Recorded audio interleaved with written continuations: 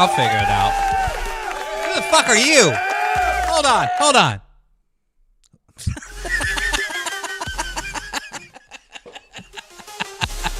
Hi, everybody. Welcome to the big show. Russ Factor and the Slot Master.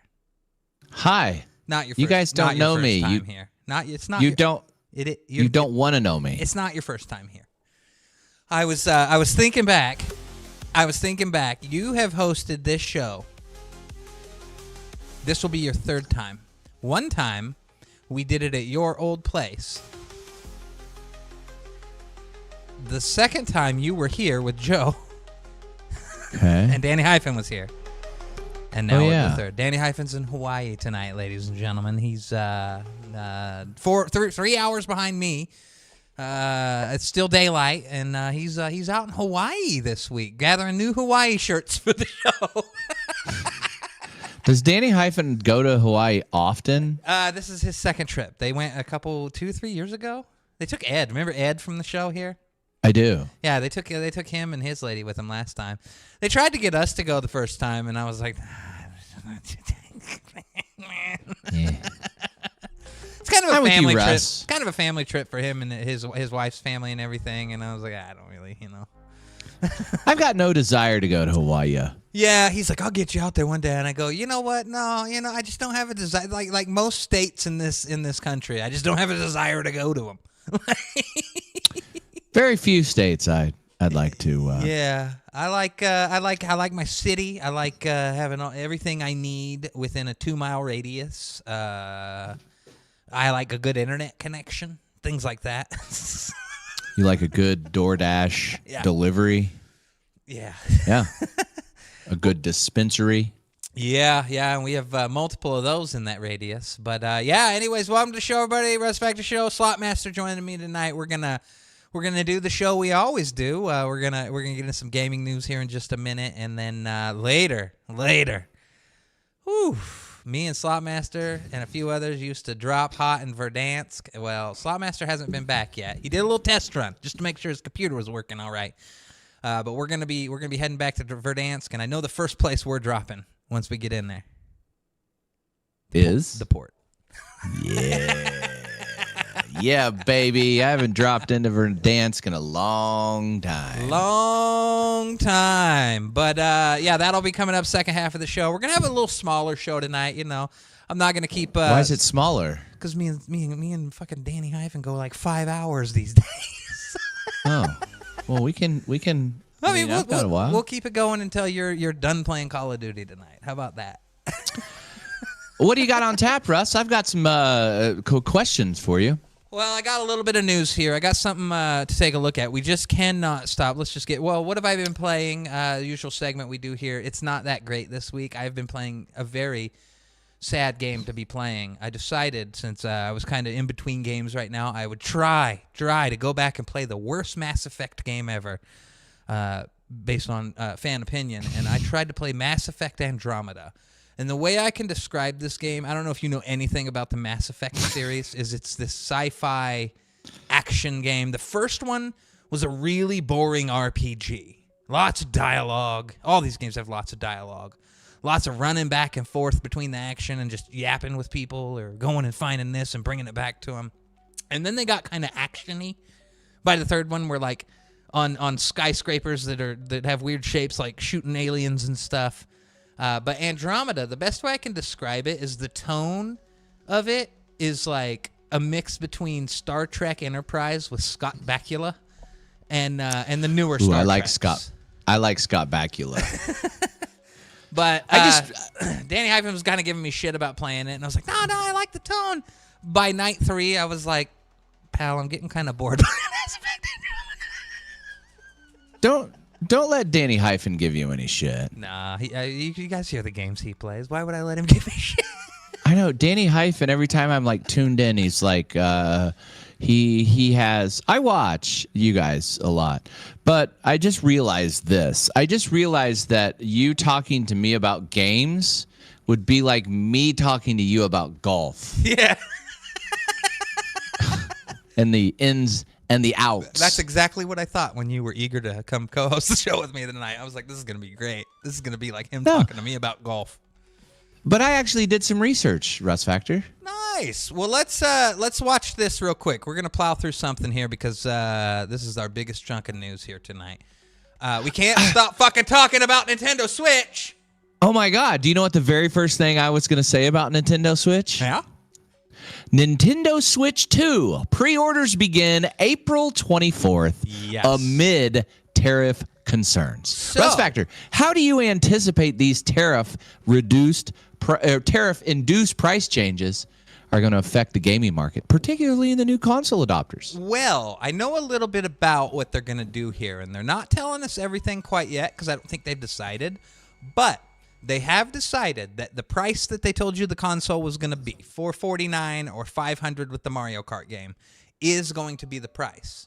But they said, we'll get back with you on how much the accessories are going to be raised, because they're going to raise the prices on accessories now. So controllers, the little webcam it comes with, the Pro Controller, things like that, those are all going to be now more expensive because of the current economical climate, as they said. I just saw that despite recent tariffs imposed by the Trumpster, the console price is going to remain unchanged. Yep. But like you said, accessory prices are going to increase. I'm seeing the Pro Controllers are now going to cost $85, Russ Factor, for a controller. And the Joy-Con 2 pairs are $95. I don't know what a Joy-Con 2 pair is. Those What's are the that? things that you can, how the Switch works? Don't do that. Don't do that. You know how the Switch works? Those are the little controllers that sit on the side of the Switch that you can take off. Okay, It's the so same as the hopefully first Switch. Hopefully somebody clicked that. I'm sure my management team and editing team for YouTube will be sure to make that happen, Mr. Yes. Saltmaster. They're on it. But yeah, the pre-orders were supposed to start on the 9th, but they pretty much said nope. Here in America, other countries have been able to start pre-ordering, but here in America they would get back to us. But yeah, they just announced today that pre-orders are going to start at the end of the month. The price of the console or bundle will remain the same, but all the accessories are going up in prices. But we talked about last week that Nintendo has been trying to move a lot of their production from China to Vietnam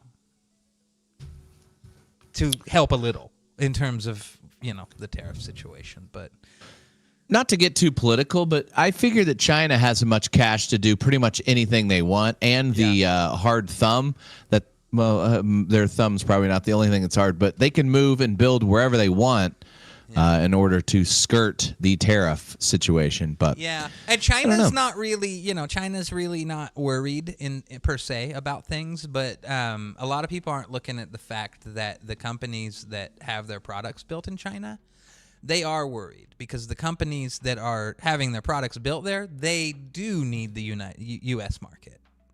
So you're going to see a lot of companies that aren't based in China or the United States that build in China try to move production other places. And of course, the idea is that let's move them here to the United States. But oh my God, that's going to take years. Yeah. That's not going to happen. I don't think we pay our minimum wage is around $9 or anywhere from $7 to $10, and in China it's like 50 cents. And nobody wants to buy U.S. anything because, in terms of global, I got a lot of friends that are in the UK and stuff, and they're like, "You guys make cars. The world doesn't want to buy your cars." Right. And aeroplanes that fall out of the And we sky. know how those airplanes are going. So. We're going to thumb through this real quick here. Okay, take your time, Russ. Let's thumb. This is a little Nintendo Direct they did, I believe, yesterday morning for the Mario Kart game that's coming out. As me and Danny Hyphen have been lovingly calling it Mario Kart Horizon after our favorite Xbox game, Forza Horizon. That's kind of what this is a little bit here. So, I don't know. Your kids ever play a Mario Kart game? They play Nintendo No. Switches? No. No. I figured your My kids. kids are I figured at least one of more your kids iPad-y. would have liked the Nintendo Switch, but No. they don't really play games. They play like iPad games and stuff. Yeah. Brick Roblox. Smash and Roblox. Welcome to the Mario Kart World game. Available exclusively on the Nintendo Switch 2. Oh boy. What kind of race? So my big problem with this game out the gate is not the fact that it's open. I think it's cool that they're going to kind of do this open world situation where you do have racetracks, just like any Mario Kart game. Planes. Like I'm sure did you play the old one on like Super Nintendo? Yeah. Yeah. Yeah. They're going to have tracks, but it's this whole world here. And when you're not in a mode, you can actually just set out by yourself or with friends, and you can drive this entire world. And you'll see these tracks here. You're not in a race. You can do whatever you fucking want. But I feel like the last Mario Kart games that we've had, this is lacking what they had, which is a lot of like really, really popping colors. And these are more, you know, some of them are goofy. Like you saw the pink one down there, which is like a certain area, like Donut Land or something. I just don't feel like this is as vibrant and sparkly and colorful as the last games. There's a drabness about it. That's kind of the times we're living in. Drab. The curves around the canyon. You can't miss it. So you're not racing anybody, and I can You like are. just leave this? You I are. thought you said you're not There's racing different anybody. modes. You can just fly around. There's an open world mode. There's a circuit mode, and then there's this knockout mode. And those are really long, where you're actually racing through like 4 different tracks in one race. But each checkpoint, there's 24 players. Each major checkpoint, it's going to be like, all right, anyone under 17th place is out. You lose. You're done.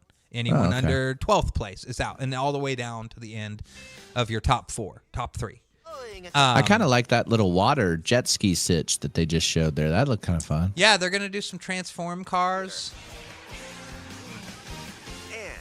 I think it's going to be a fun game. Like, I just, you know, the art style's different for me. This is what I'm used to. Kind of this stuff. Peach Beach. Not this drab world. Wario Shipyard and Raining, ship, thunder, Nostalgic like that. courses from That's past colorful. titles are also here. But now they're reimagined and spread throughout the world, where races can happen during the day or at night. So different weathers and different times of day. Give it replayability, because one time you play the race, it might be sunny and clear. The next time it might be midnight and rainy. Luigi. And it has like the physics too, where it's rainy, where the track's a little slippier and stuff like that. And Yoshi. Oh, Yoshi. Plus Yoshi. new drivers like Goomba, Goomba. Here's what Spike, you're about to see. The one my wife's excited about. She doesn't even know yet. There you go, right there. She loves Moo Moo Meadows. That's an old classic Mario Kart track, Moo Moo Meadows. I tell you, Sarah, you can be the cow in Mario Kart, the new one? Then you're Yeah. off to the race. Yeah. She heard. She's like, I already saw that, you dumb fuck. Characters and vehicles each have different stats. She'd never so call make you sure to that. find the combo that best suits you. I don't know. I get her a certain amount of whiskeys, and I can get her to say all sorts of fun things to me like that. Revving up in this world. Grand Prix and Knockout. So this is the two I was talking about. Grand Prix is where you just go through a series of different races. Modes, up to 24 drivers can participate. Standard Mario Kart's 12. Now you can do 24. Your rivals Okay. aren't the only hazards you'll need to avoid on the road. Look out for cars. And it's that all shoot online. You play just other folks. You can, or you can play single player against the robot. and You know, other obstacles along the way. I don't really ever play this game online. The other ones, I just play, hard mode with myself. Get ready for Grand Prix with Mushroom Cup, Flower Cup, Star Cup, and more. Mushroom Grand Tip. Prix races Mushroom are Tip. held all around the game's world. You'll race through 4 different courses in each cup and aim for the top spot. In Mushroom Cup, you'll start off racing around Mario Brothers Circuit. There's like shortcuts and everything. That's always been kind of a thing. Second race will take you from Mario Brothers Circuit to Crown City. Oh boy. Ooh, you can fly. For the first time, you'll need to drive yourself to the next course in Grand Prix. So don't sleep at the wheel. And if you conquer all Grand Prix Cups, rumor has it that a certain colorful course Rainbow Road. here. That was the end game in like even the Next first one up on Super is a new Nintendo. mode. So this is that knockout mode I was telling you about here. From Golden Rally where it's going to be a really long race, and more. but you got to stay in a certain position and not get knocked out once you hit checkpoints. Get ready for a sprint. Have you found that a lot of these traditional racing games are going into open world experiences, or that's just this one? Some have. Forza really kind of started it. Need for Speed's always kind of done it, per se. But Forza really kind of started this whole world dedicated that wasn't just like a fake city, but a whole country.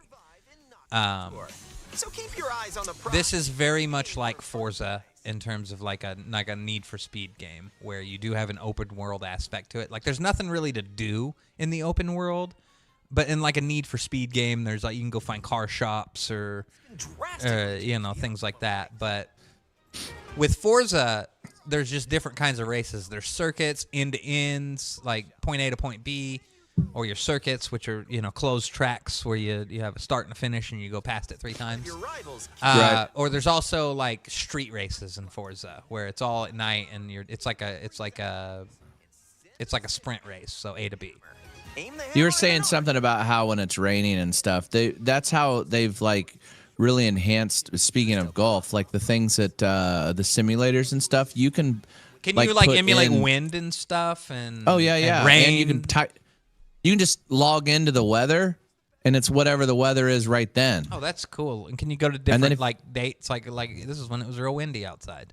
Yeah, you can. I don't know if you can do that, but you can see what the weather is, and you can type it in what the weather was or what it's going to be in 2 or 3 days, and practice the golf courses that way. Totally unrelated. That's kind of how like Flight Simulator is.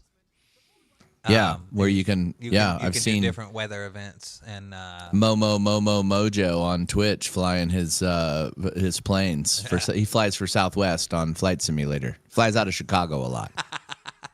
there are added support features to help you along So do you the think way. these new features are going to kind of, this might be a question for the more cynical thinker of Danny Hyphen, but Mario Kart, is it changing the entire Mario Kart experience?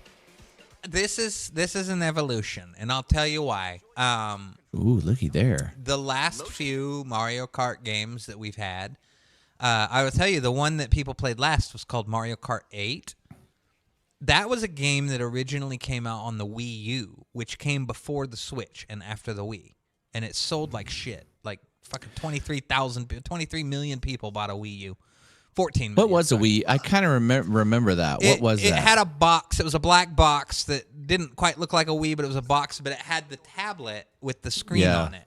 And, I remember that. And I love the Wii U, man. It was really cool, but it was a failure for them. It was a colossal failure because they didn't know how to market it. It created so much confusion, and that's what we've been talking about here is, people are going to know what this is, but you got to think about, like, grandma going out and not understanding the difference between Switch and Switch 2. We're in that same What boat. is the difference? The Switch 2, there's new games coming out, and they will only work on the Switch 2. But the Got Switch it. 2 will play Switch 1 games. Got it. So it's like a PlayStation and PlayStation 1 or 3 or but 4 or whatever. when the Wii came out, it was Nintendo's best. It was the best, like one of the most #1 consoles of all time, like right up there with the PlayStation 2. Right. When the Wii U came out, it caused so much market confusion because nobody knew what it was. The Wii U, is that just an extension? Is this the same thing? And it sold like shit. It sold like complete shit. So, Wow. yeah. But It's a long ass trailer. it's a 16-minute direct they did the other day. Oh. Yeah, they do these every now and then where they sometimes showcase a bunch of games or just one. But yeah, this is their launch title, which, I mean, the Switch 2. The Switch 2 is going to have no problems. It's going to be a long time. I don't think it's going to sell quite like the Switch 1 did at first. And it's never going to outsell. I don't think it's ever going to outsell the Switch 1. Even when the Switch 1 dies down like 6 years from now, this thing will go a decade. And I don't think it'll ever outsell the first Switch. So the Switch and Switch 2 are like Game Boys, right? They are But hybrid. with- We call them hybrid consoles because they do have a dock and you can plug them into your TV. But you can also just pick it right docking. up and take it on the go. Docking. Docking. So Take a spin. it's a hybrid console, and that's kind of how they combine their markets. Because when the Wii U was out, even when the Wii was out, there was a console called the 3DS, which was the successor to the Nintendo DS, the 3DS, and they just basically stopped all support for the 3DS back in 2020, 2019, 2021 maybe at the latest. But they basically killed with their handhelds. Absolutely killed. But they just combined them now. So they don't have a separate deal. They've got a hybrid console. It's a handheld and a home console when you pop it in the dock and put it on your TV. So nice. This is the same thing here. And this isn't going to be a Wii U kind of failure, but I just, I think they're taking some risks. You sound nervous. They're taking some risks, saying, here's the Switch 2. And it looks an awful lot like the Switch 1, but with a little bit more rounded corners. Balloons. Pop them all in your rival. So there's mini games and shit, too. This is an old mini game from even the You can go for the Super Nintendo days, is where you have the balloons and you kind of just bump into each other, and whoever bumps into who, they lose a balloon, and when you lose all your balloons, you're out. But they'll have mini games and stuff too. This game's gonna sell like crazy. Like, I want to play this, but I'm still on my boat. Nintendo Switch 2, not a day one purchase for me. It's gonna take a lot more than a Mario Kart game and the Metroid game that I'm not really even gonna care about, or even at this point a mainline Mario game, because I've played the last couple and I'm not really into what Mario's turned into for its open world games. But yeah, I'll probably have a Switch 2 before its second year ends. But it's going to be probably after year one when I hop down to a Target and pick one up. I was going to say, all you folks out there that are wanting to get the Russ Factor a gift, get him a Switch 2. I won't have one. I would say it's hard to buy for me. I won't have a Switch 2 for a while. So. What do you get a guy that has everything? Well, a Switch 2 for the Russ Factor. The console, he says he's not buying day one, finally. I mean, you're going to be hard-pressed to get me to buy a PlayStation 6 at this point with how PlayStation's been going. Is that coming out? No, a few years from now, but... I see that the Switch 2 is coming out June 2025. Yeah, June 9th, I think. Yeah, I mean, it's right around the corner. June 5th. Yeah, but I'm gonna pop down to Target if I don't get one as a gift. I'll pop down to a Target like a year and 3 months later, and I'll get a good win at the casino or something and be like, I'm gonna go ahead and buy that Switch. It's gonna be in Russ Factor's hands June 5th, 2026. Yeah, there you go. But yeah, that's all the Nintendo news we have for you this week. It's been, we've been Nintendo heavy but they're the only ones this year coming out with a new console, and long overdue. They ran the Switch. The Switch has been out since 2016. A lot of your PlayStation, Xbox stuff comes out. They're 7 years apart, but then the last console still releases games for another 2 years. They cross release now, you know what I'm saying?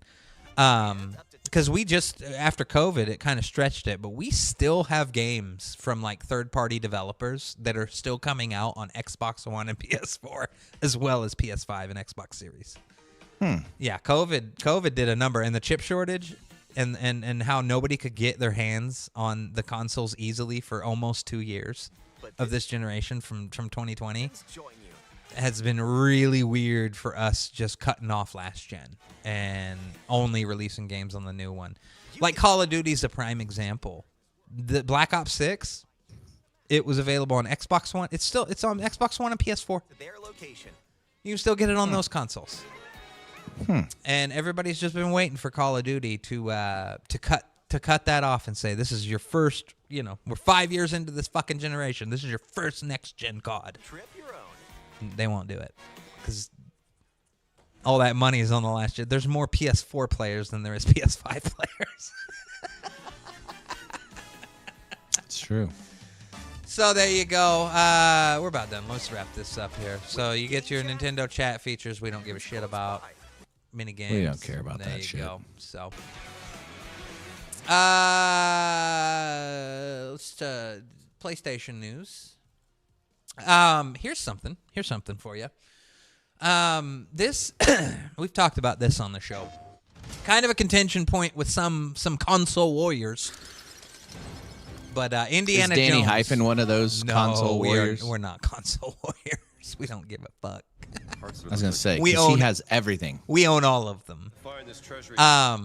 Indiana Jones from Bethesda, the people that make games like Fallout and Skyrim, There are spies. came out on Xbox December 9th. Prying eyes wander. But the big shock to all the Xbox fans, the console war, was they announced at the Game Awards that this was also going to come to PS5. They thought it was going to be an Xbox exclusive, but Xbox doesn't have exclusives. This is far beyond your understanding. This just released this week, so PlayStation players You don't know it's Play on. can now play I am the one. Indiana Jones and the Great Circle. Indiana Jones. I have missed our conversations. That makes one of us. Where's my hat? He's here. Indiana Jones. The Skyrim people, they make some pretty good games. They do. I mean, I don't play them, but they just look like they're cool. I don't really like games like this. I'm more of a Call of Duty first person shoot 'em ups. But I mean, these look. If I was like into these games, like Skyrim, that looks like a fun, it's well done, I should say. Yeah, and they've remade it like 14 times for all the. It's like Doom. really? It plays on everything at this point. But you remember that I have a story about that coming up. Doom.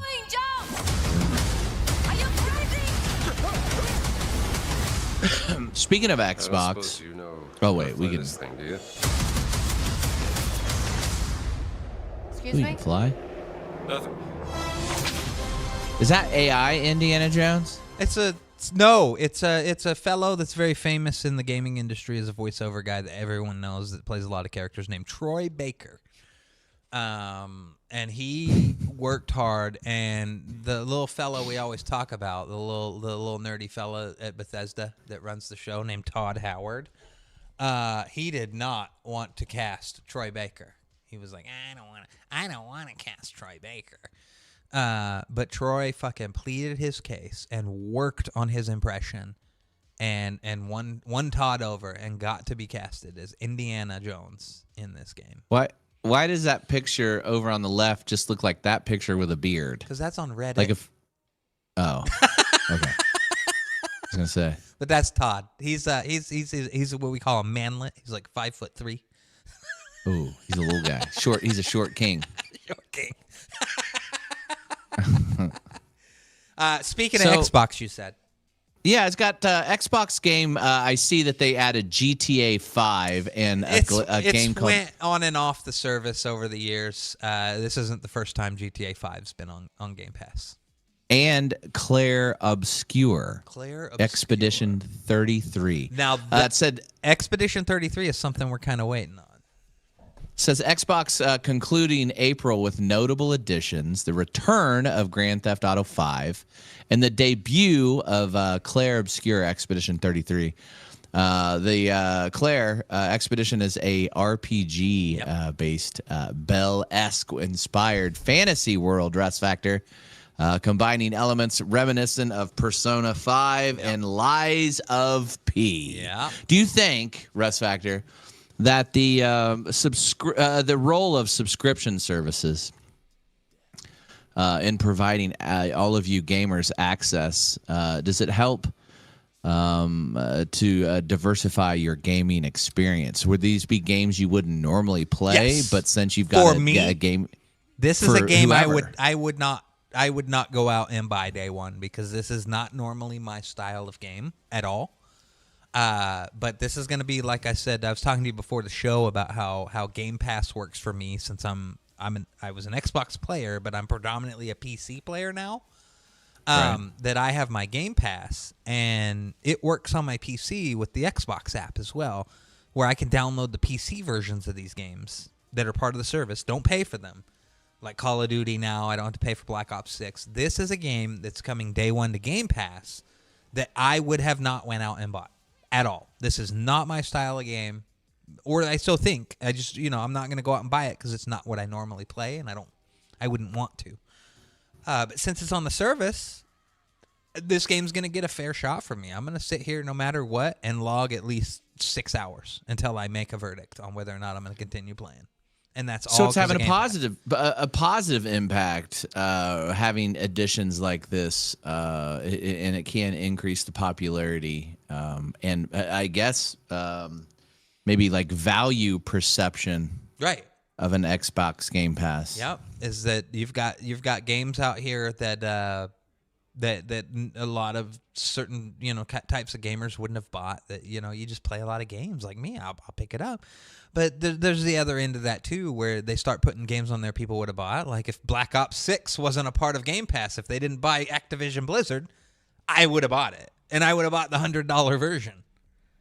Instead, what's a Game Pass run? For it, I think it's, how much is Game Pass? How much is Game Pass? Game Pass Ultimate 12 I'm going to look up. months. Oh, wait, I got to look this way. So 12 months is...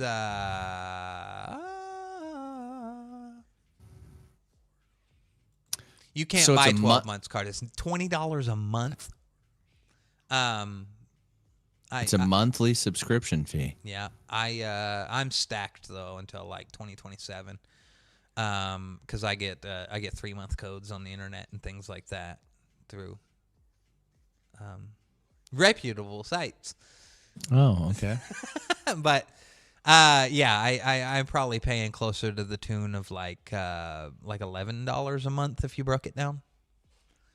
Okay. At some point, it's going to catch up with me, and I'll be paying this. But $20 a month for a category of over 500 games, 300 games, close to 400. I think it's closer to 600 on console, but close to 400 games, of which I would ever play on PC is probably closer to 30, are available on PC as well. Any Xbox first-party title is always available day one on the service on console and PC. So I play my Forza Horizon, my Grand Theft, or my Call of Duty. If they make a new Gears of War game or a new Halo game, that's for me day one as part of the service. Don't have to pay it. They do get your money a little bit though, like Starfield. That's another Bethesda game from the Skyrim, Fallout, Indiana Jones people. That was a game we were really excited in. That's one I bought outright, and we bought a $300 edition that came with a smartwatch and a steel case and a cool little thing. The game code came in because it didn't come with a fucking disc. You had to put in a game code and download it. But all that stuff, so the main games that come out from Xbox, they will give you the ability to pay $35. And what that gives you is basically everything the Ultimate Edition, like $100 to $120 edition of a game would give you, which is extra cosmetics, pre-order bonus, and usually up to 5 days early access. So you get to start playing 5 days before the game's release date. And yeah, I mean that's the most I pay for like Call of Duty. That's what I did. Is I paid $35, got all the pre-order bonuses, the first battle pass included, 5 days early access, access to the beta that came out weeks before. But I don't do that with every game because I don't care about all that much. You stop paying that monthly subscription, all that's gone? Yeah. Is it save? Oh yeah, if I reactivate, a month? Yeah, it's all there. My saves aren't included. Saves are not part of this. That's the thing about Xbox though, is your saves, they don't. That doesn't matter as long as you had the service. It's always there. I could drop the service, pick it back up, play the game that I don't own that was part of the service. I own the DLC, but I don't own the game in that situation. And my save's just there ready to go. And I can bounce between my Xbox, my PC, and then I have that handheld PC, that Legion Go. And it's a seamless experience, which is really cool. So, yeah, that's kind of how all that works. And, gaming and Xbox has really kind of spearheaded that and a lot of services have followed. PlayStation has theirs that's not quite as popular. Where you pay extra for the yearly subscription because they have tiers. So they're starting at tier 2. You get a game catalog that has up to 400 games. Remember Sega Channel? For the Sega Genesis? I do. Yeah. Yeah, it's kind of that was primitive what we're doing here. You know, Sega Channel was my dad paid $14.99 a month for me to have access to 50 games a month that rotated in and out. Yeah, that was really cool because you just turn it to.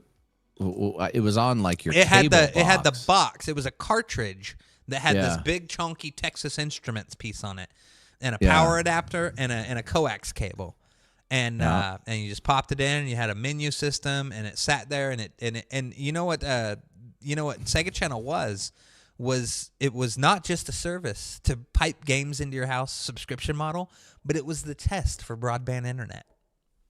We had Sega Channel in 94, 95. Broadband internet came after that, but Sega Channel was the test for broadband internet because it was transferring data through your coax cable. That worked. Yeah. But that's kind of what these subscription services are now. Of course, a lot of people, relate it more to like your Netflix and your video service, your Hulus. But I look at it as like Sega Channel was the OG Game Pass. You paid a fee that was cheaper than a new game a month, so $14 instead of $60, and you had access to 50 games that you could play on demand, ready to go. Yeah, that's cool. I actually forgot about that. Yeah. We got a couple more stories here for you real quick. We got a trailer to watch. Trailer time. I think we watched a teaser for this. I'm kind of interested in this because I like little 8-bit, 16-bit indie platformers. This is Ninja Gaiden, but 2D platformer style. I'm going to play the shit out of this for 2 days.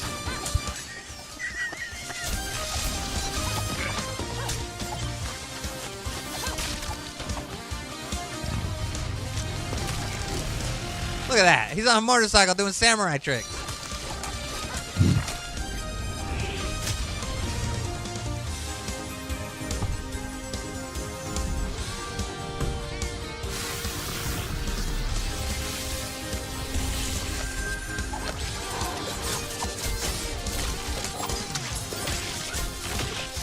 Ooh.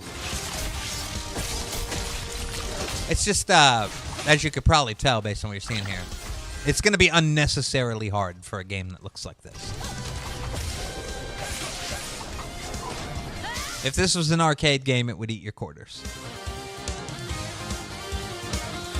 So Ninja Gaiden Raidbound comes out this summer. It's part of a whole series of them rebooting the Ninja Gaiden franchise.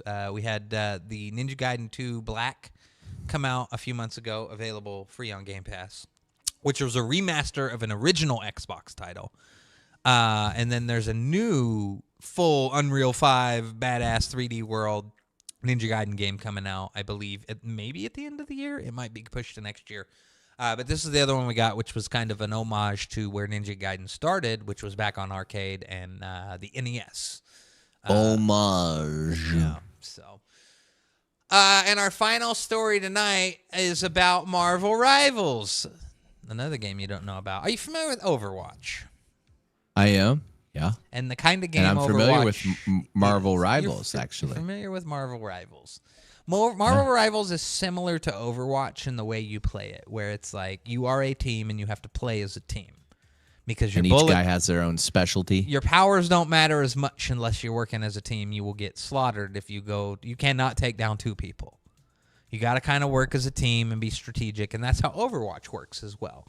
It's not like Call of Duty. It's a little more team-based combat where you've got to work as a team to do things. Marvel Rivals is the same way, and that game took the world by storm. Call of Duty was in a bad place. A lot of major streamers like your Tim the Tatmans and everybody, they moved over to this game, and they started playing the crap out of it. It got super popular. But the fall off was absolutely insane.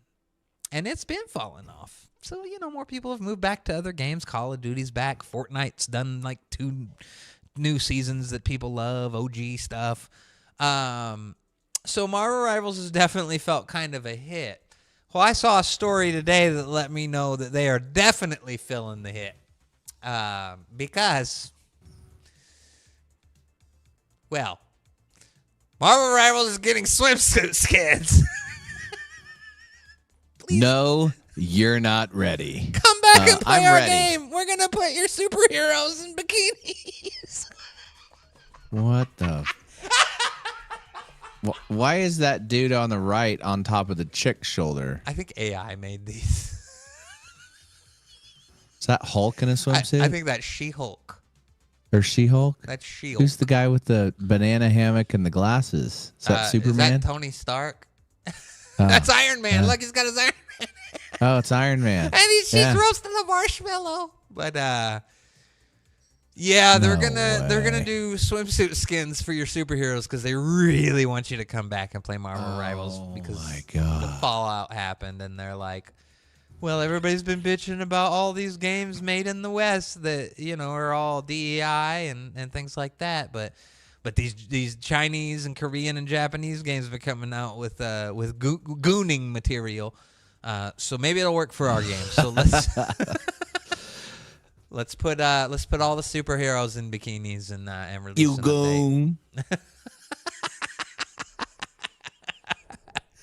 So yeah, I read that today, and I actually did laugh out loud in my office today reading this because yeah, I was like, oh, that's Crazy. They want you back. Come on, come back to Marvel Rivals. We miss you. We'd love you to have you back. I played Something it. that Not I my saw, style. I don't like Overwatch though. We were talking two things. I know was that your last story? I've got two things I wanted to ask you about, Russ Yes, sir. Factor. One, Call of Duty 2025. Have you heard anything about Yes. Black Ops Gulf War leaks? Okay, so we're not on the Gulf War thing anymore Okay. because the current Call of Duty was kind of supposed to be that. Okay. Takes place in the 90s. Okay. Black Ops, the next one, is supposed to be a direct sequel to Black Ops 2, which was set in the future.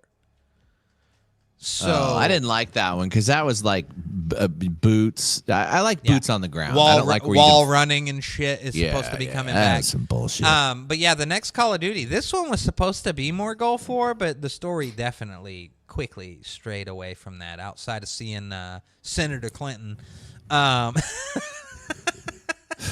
in the original part, but the next game is actually supposed to be Black Ops 7. But it's going to be a sequel to Black Ops 2, it's rumored, and it's going to take place in like 2035. That's the rumor right now that's going around. We don't have any confirmation, but we should be finding out during Summer Game Fest in June, which we're gearing up for during Xbox's big thing that we do every summer here. We love summer here on the Russ Factor Show. Summer Games Fest. Nothing but gaming news all summer long. How important is historical accuracy in those war-based games to you? At all? Not at all. Not at all. I don't care. And I get a lot of people bitch because Call of Duty's gotten real goofy with their skins. Like, you're going to see me tonight playing as Raphael from the Teenage Mutant Ninja Turtles. Yeah. And I paid $20 for that skin. I watched Doc play with that robot. T-1000? Yeah. Yeah. It's just goofy. And they released a statement the other day that said, we're fully aware fans are kind of getting here. We're going to be more mindful. One day after they released that statement, they released the Jay and Silent Bob bundle. Of course. Of course. All right. And the final thing that I had is I saw that Epic Games, the makers of Fortnite, this came across my news desk. They won a major lawsuit over Apple App Store fees. Yes, and this had been going on for years. So Fortnite got pulled off the App Store. When did Fortnite get pulled off? This is, I'm not kidding, years. When did So the U.S. Fortnite... court sided with Epic, the maker of Fortnite, ruling that Apple must allow third-party payment systems in the App Store. Yep. Fortnite got pulled from the Apple App Store in 2020. and they started a huge legal battle about this, because the thing is Fortnite wanted to give you the app, but they wanted to sell you V-Bucks and bundles outside of the App Store, which Google also followed suit, but it came back to Google, and Google folded, and because basically Epic was like, we don't want to be like all those other companies. Like this is something you'll understand is you know how much. There's a price discrepancy between people subbing to your Twitch channel on an Android phone as opposed to going on a browser? Yes, because they pay those fees. Same thing. And Epic didn't want to do that. They didn't want to say, we don't want to sell you $10 worth of V-Bucks for $13.50. Like, why are you getting a cut of this? Like, there's no reason. That's insane, is that we need third-party apps to be able to sell third-party stuff and live on their own. Like, you're not doing anything at this point except for, getting the download and whatever, and we have a deal worked out with you to be in the store. Like, there's no reason that we're not using your servers, that we need to give you a cut every time someone wants to buy something in this game, this third-party game. That's not an Apple game. It's an Epic game. So do you think that ruling in Epic's favor is going to change mobile game pricing, or I think it's going developer independence? It's gonna help developer independence to be able to sell things outside of the App Store, like microtransactions, things like that. You will see pricing go down on a lot of things, because if they can sell outside of the App Store, they don't need to add that, because they pass that on to the consumer. Any company does that. So do you see this as a win for the gamers? I do. Or developers? Both. Or both? Absolutely, both. Absolutely. If I play Fortnite on my phone, if I'm a thumb warrior, thumb player, the claw on my phone like this, or playing on my computer, I can go in there and buy my V-Bucks to get my what's her name? That little tiny girl we always talk about, singer. Sabrina Carpenter. I can go get my Sabrina Carpenter skin for the same price on my iPhone as I can on the PC. Oh, that's right. Yeah, I see that as a win. And I love people sticking it to Apple like that, because Apple and Google are very similar in their pricing structure for stuff, but like Google backed down a bit and Apple was like, nah, fuck you. And then they went to court and lost. They did. Yeah. Big win for Epic. And we don't like Epic either. I was going to say, the thing about it is the Apple will probably get the last laugh. Yes, when Epic has to sell to like Steam or Microsoft or something. Right. Yeah, that'll be a day. But yeah, no, I definitely see that as a win, and it's crazy. And I mean, it's just so sad that there's like, even when we go back to your Twitch channel example, there's plenty of workarounds. People on TikTok did this too, is they would just post a link to the buy page so that it opened in your browser and you didn't have to pay the fee. It's like, click the link in my bio to buy coins, so that you buy it through a browser and save 13%. Yeah, it's a lot. It's crazy. Yeah, there's just no reason for these app stores to be milking people for like popular games for microtransactions. I mean, whether you like microtransactions or not, people who really enjoy these games, whether it's a bad thing or a good thing, they want to support the game, the dev, and enhance their gameplay. Is like, I don't need 30% going to my Google or Apple Play Store so that my game has to raise prices when I play on one certain platform over the other. So, that's right. Yeah, I agree. So, well, there you go. That is our news, ladies and gentlemen. We are going to take a short break, and then guess what? Call of Duty time. The time they've all been waiting for. All right, go take your fat dump. We'll be back. maybe a thin dump. We'll be right back here with you for a night of Call of Duty. Stick around, everybody. It is the Russ Factor Show. We will be right back.